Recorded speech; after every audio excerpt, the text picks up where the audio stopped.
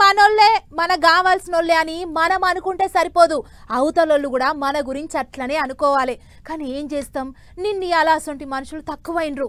మనోళ్ళు అనుకుంటే మన సాప కిందికే నీళ్లు తెచ్చే పనులు చేస్తుంటారు కొంతమంది. ఇగో అచ్చం గిట్లనే అవుతున్నది ఇప్పుడు గా సీన్ మొల్ల నడుమ. అందుకే deputy CM Pawan Kalyan sir గట్టిగానే గరమైతుండు. టాకీసులో బంధు ముచ్చట అటు తిరిగి ఇటు తిరిగి మొత్తం సినిమా సంఘాల మెడకు చుట్టుకునేటట్టు తయారైంది. ఇప్పుడు బంధు లేదు ఏం లేదని వాయిదా వేసుకున్నా సరే కిరికిరి మాత్రం ఒడుస్తలేదు. మీదికేంచి AP deputy CM Pawan Kalyan sir గట్టిగా గరం అయ్యేటాలకు ఎవ్వరం ఇంకింత దూరమే పోయేటట్టున్నది. సరిగ్గా power star cinema Hari Hara Veera Mallu వచ్చే నెలలనే విడుదలైతాంది. గిసోంటి ఆలల టాకీసులు బంధు పెడతాం అనే ముచ్చట్లు వినిపించటాలకు సార్కి ఇంకింత కోపం వచ్చింది అనుకుంటారు ఇప్పుడు అందరూ. ఎవరికి చెప్పేది లేదు, ఎవరని అడిగేది లేదు, మీ అంతటా మీరు టాకీసులు బంద్ అంటారా అని ఇదివరకే సార్ గట్టిగా కోపానికి వచ్చిండు. ఇన్నొద్దులు అయితాంది ముఖ్యమంత్రి సార్ను కలిసిండ్రా అని కూడా గట్టిగానే అరుచుకున్నాడు.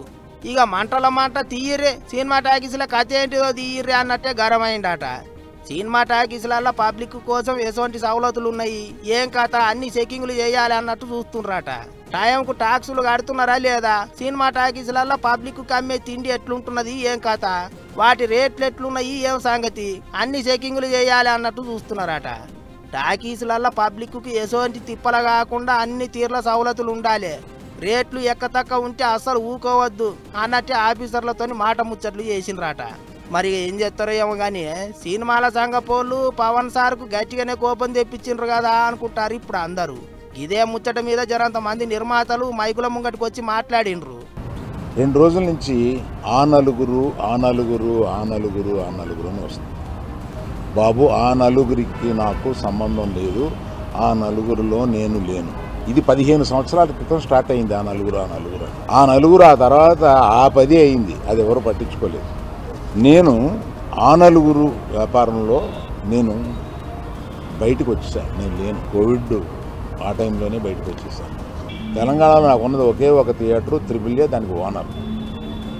కనుక నా దగ్గర ఒక్క థియేటర్ కూడా లీజులో లేదు. ఆంధ్రాలో కూడా అన్నీ వదిలేసుకుంటా వచ్చేసి నా దగ్గర మొత్తం 1500 థియేటర్లు ఆంధ్రాలో ఉంటే, అదే మొత్తం తెలుగు రాష్ట్రాల్లో ఉంటే నా దగ్గర 15 లోపు ఉన్నాయి కాదన్నట్టు.